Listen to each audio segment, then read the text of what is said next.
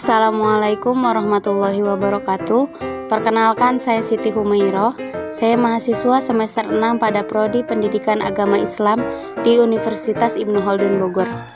Pada kesempatan kali ini, saya akan mempresentasikan hasil peer teaching saya sebagai tugas dari mata kuliah Micro Teaching yang diampu oleh Ibu Indri Nirma Yunizul Pesa MAG. Berikut ini video peer teaching saya. Selamat menyaksikan.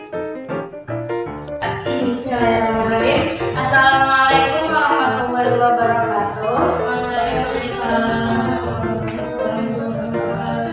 Alhamdulillahirabbil alamin wa bihi nasta'in wa ala umuri dunya wa din.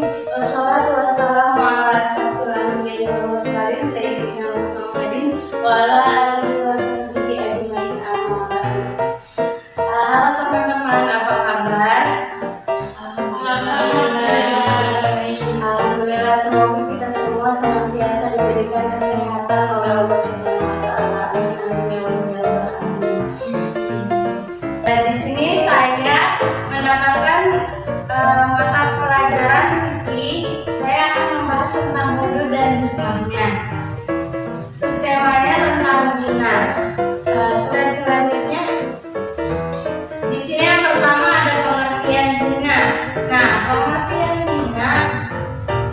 zina atau kemaksiatan, kemungkaran itu sudah mulai dilaksanakan di lingkungan masyarakat itu secara terang-terangan. Orang yang melakukan maksiat sudah tidak lagi malu untuk mempertontonkan di halayak umum. Contohnya seperti sengaja membuat video sedang bermesra-mesraan dengan kekasihnya yang bukan tidak halal ya tentunya. Lalu orang-orang yang lain melihatnya, dan orang yang melihatnya itu cenderung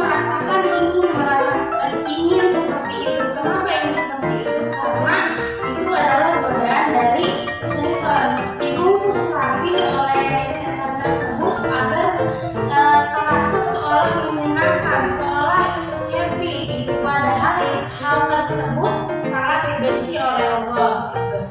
Lalu yang selanjutnya ada pengertian zina menurut Ibnu Rushd. Nah, zina adalah memasukkan zakar ke dalam farji.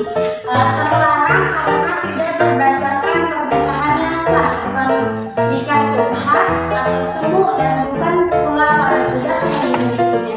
Nah, maksudnya adalah zina di sini memasukkan kemaluan laki-laki ke dalam kemaluan perempuan.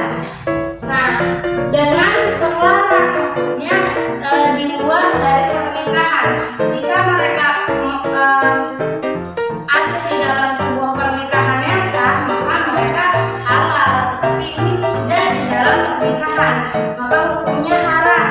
Nah, bagaimana kalau masuknya kepada selain zina, kepada selain farji, misalkan kepada selain kemaluan wanita, misalkan seperti sodomi, masuk ke lubang belakang, ataupun seks oral dimasukkan ke dalam mulut wanita. Nah, itu masuknya bukan zina dan hukumannya tidak had, tetapi dia hukumannya adalah takzir gitu. Lalu di sini dikatakan nikah subhat. Nah, nikah subhat itu adalah sebuah pernikahan yang di dalamnya tuh mengandung prosedur yang salah, misalkan seperti tidak dengan wali atau kurangnya saksi dan lain-lain. Ataupun di sini dikatakan nikah subhat itu apabila laki-laki menikah, laki-laki berhubungan dengan perempuan yang disangka istrinya. Misalkan laki-laki tersebut buta, tidak bisa melihat, lalu dia berhubungan suami istri dengan perempuan, dia menyangka itu istrinya, tapi ternyata bukan. Nah, itu hukumnya bukan zina, tetapi kepada tadi takzir. Lalu bukan pula pada budak yang dimilikinya. Nah, pada zaman dulu, pada zaman Rasul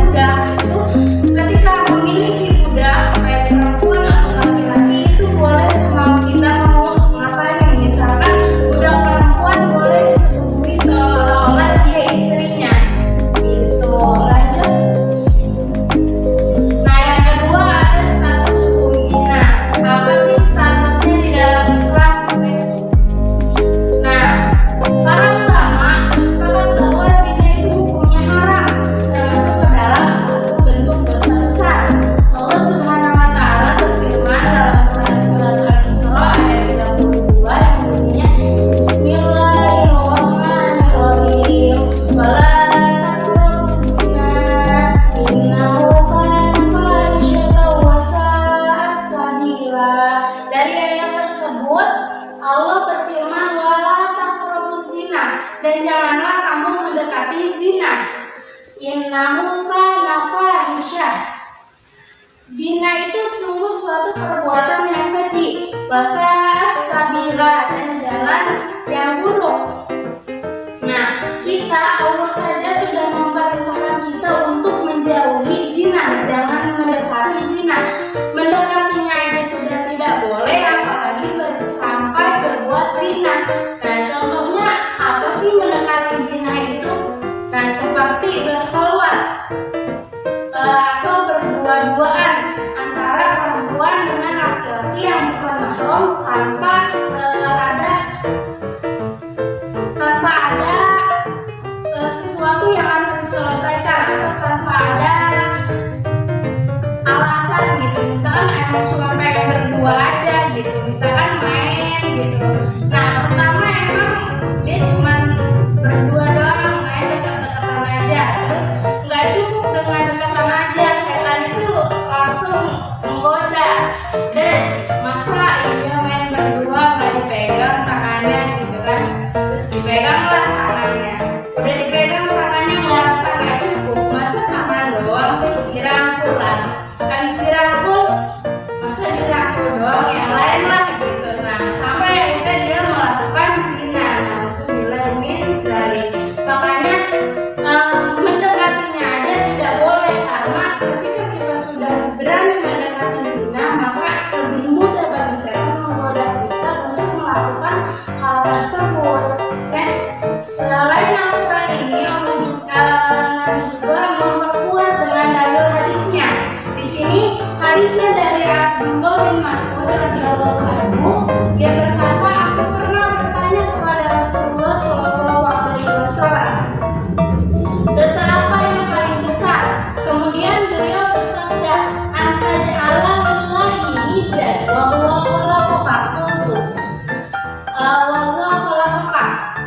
Engkau menyediakan sekutu bagi Allah Subhanahu wa Ta'ala, padahal Dia telah menciptakan kamu.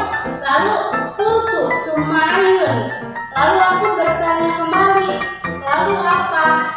Lalu Rasulullah menjawab, antaqtula waladaka ma khafataka an yakula ma'aka. Kata Rasulullah, engkau membunuh anakmu karena engkau takut miskin.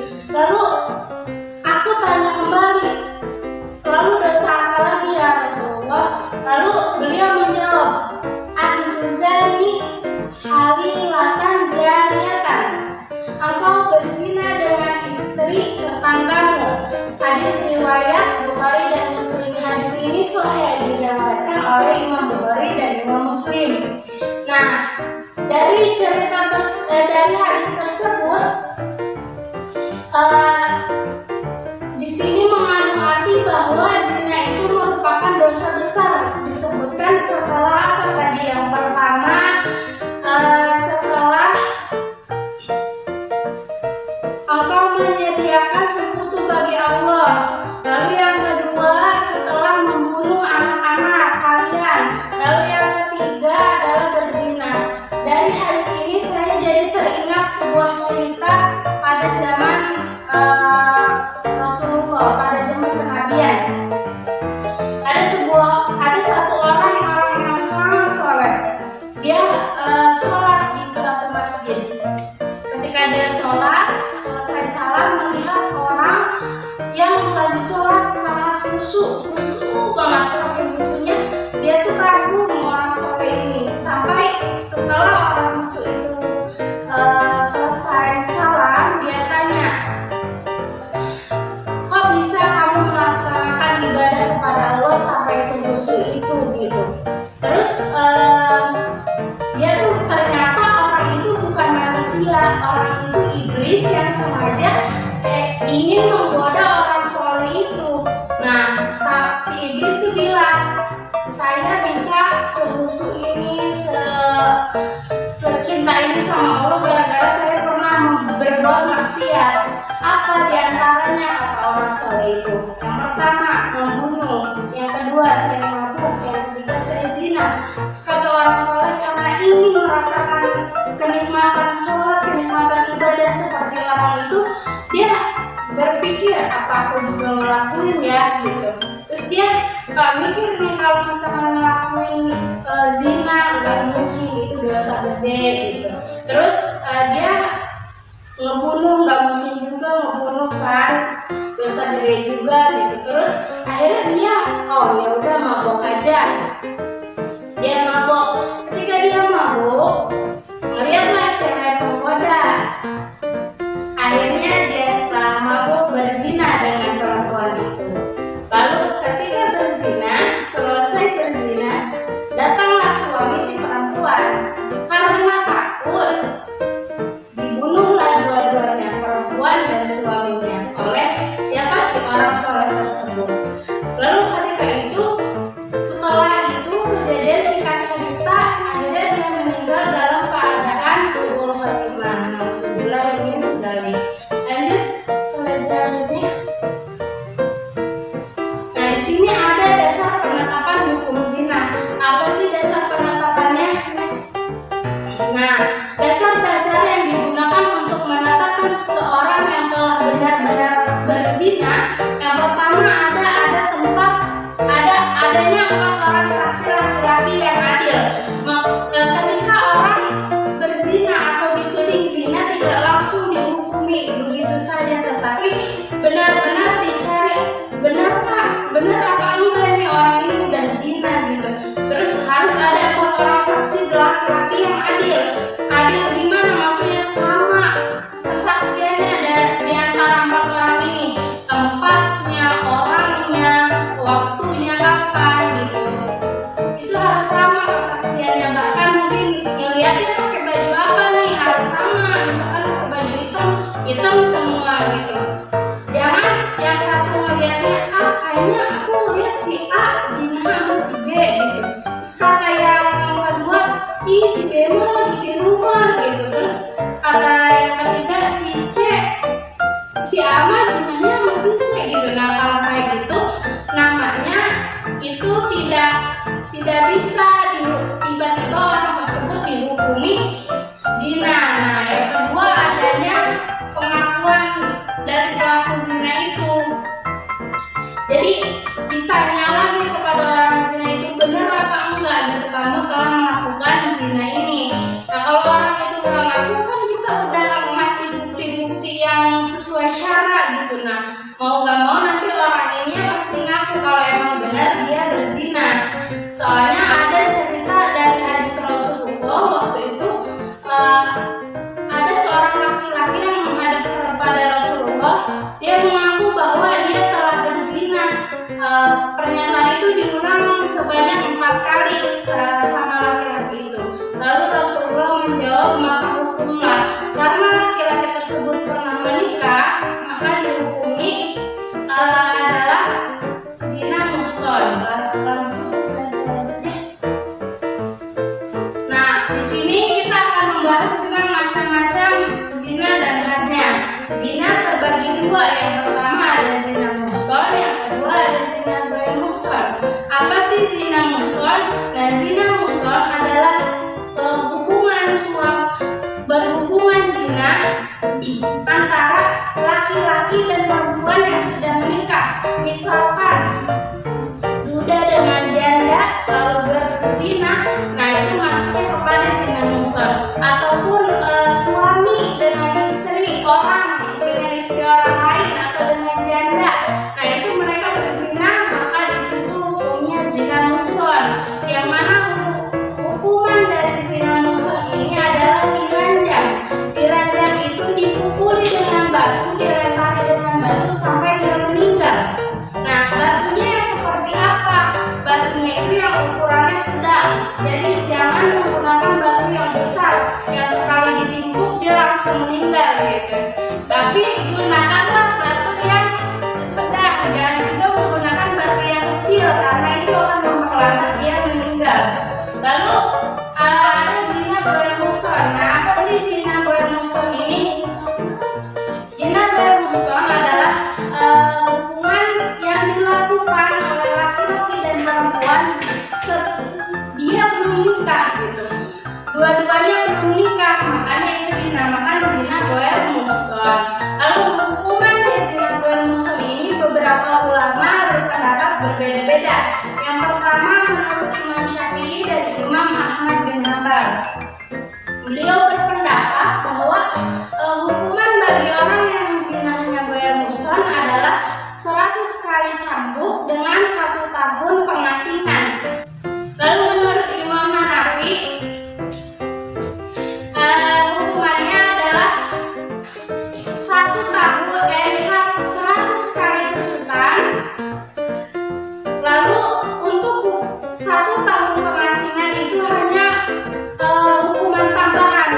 Apakah wali hakim memutuskan atau tidak? Kalau hakim memutuskan dia divonis dengan diasingkan selama 1 tahun, berarti diasingkan. Tapi kalau misalkan dia tidak diasingkan, kata hakim gitu, berarti tidak diasingkan. Lalu yang pendapat terakhir menurut Imam Maliki, hukuman zina goyang muson bagi laki-laki adalah 100 kali cambuk dan 1 tahun pengasingan. Sedangkan kalau bagi perempuan menurut Imam Maliki adalah 100 kali cambuk saja, tidak diasingkan. Karena wanita itu aurat, kalau diasingkan di tempat yang dia tidak tahu, khawatirnya mendapatkan perlakuan-perlakuan yang tidak baik dari lawan jenisnya gitu. Lalu next selanjutnya, nah, had zina dapat dijatuhkan terhadap pelaku jika telah terpenuhi syarat-syarat sebagai berikut. Jadi had atau hukuman kepada orang yang berzina itu ketika ingin dilaksanakan kepada orang itu harus terpenuhinya syarat-syarat sebagai berikut ini. Yang pertama, sudah balik. Nah, sudah balik bagi perempuan adalah sudah haid, bagi laki-laki adalah sudah mimpi basah. Nah, tapi gimana kalau misalkan laki-laki nggak mimpi basah, cewek juga belum pernah haid gitu. Nah, sempurnanya umur 15 tahun itu sudah dikatakan balik. Lalu yang kedua, perbuatan zina dilakukan tanpa paksaan. Jadi kedua-duanya melakukan ikhlas. Mungkin kalau sekarang itu bahasanya saling cinta gitu ya. Alasan cinta tanpa paksaan melakukan zina itu hukumannya had. Nah, berbeda lagi kalau misalkan paksaan. Kalau paksaan itu jatuhnya kepada takjir tadi.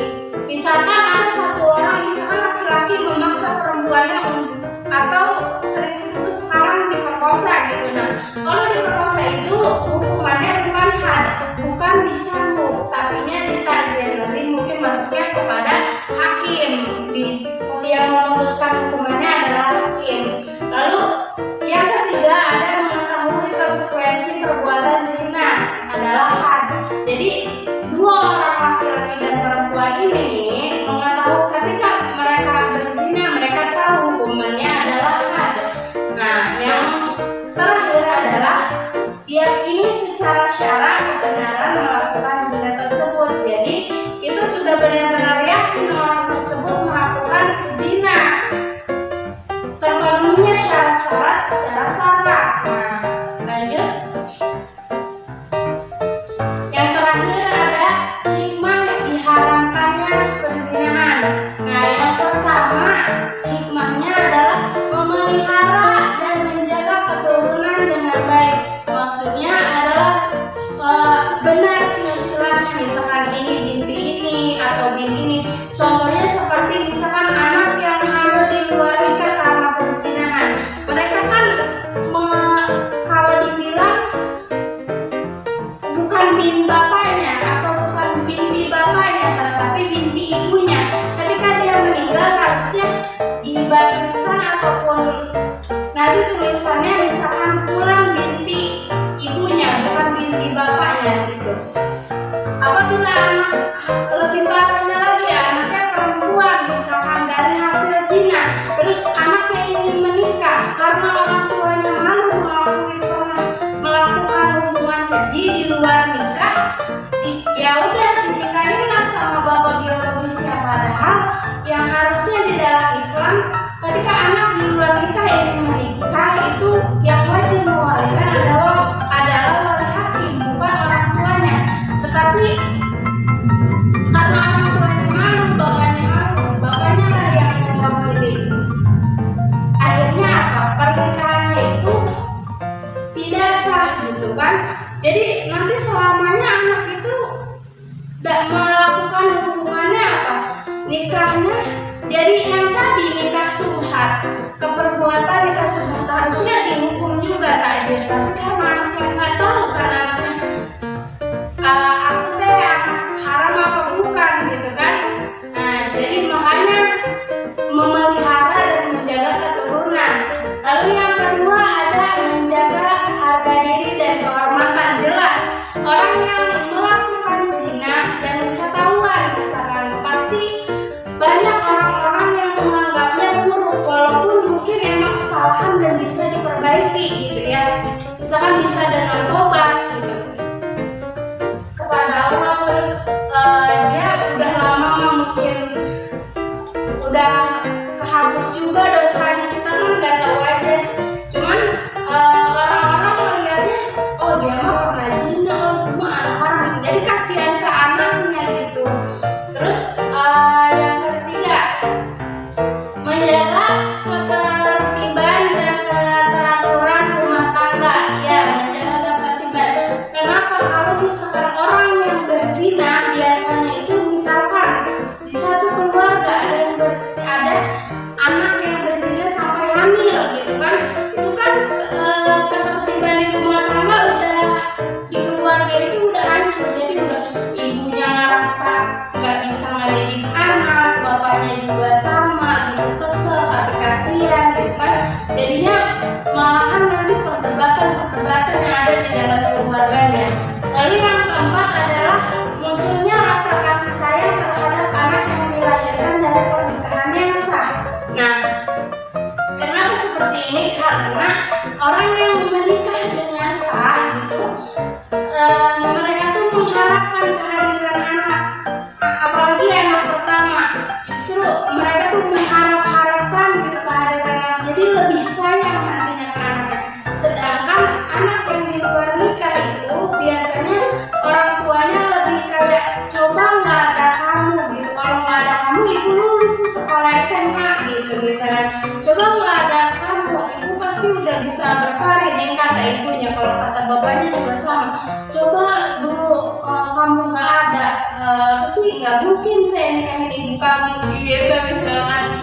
Ya mungkin sekian yang dapat saya sampaikan.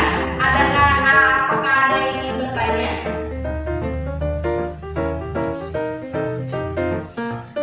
Baik, kalau tidak ada